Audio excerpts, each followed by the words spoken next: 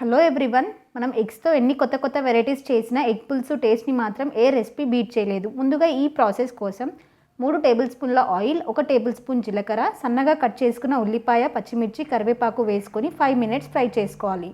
ఇప్పుడు దాంట్లోకి 1 కప్పు టమాటా ప్యూరీ, చిటికెడు పసుపు వేసుకొని ఆయిల్ సపరేట్ అయ్యేంత వరకు ఫ్రై చేసుకోవాలి.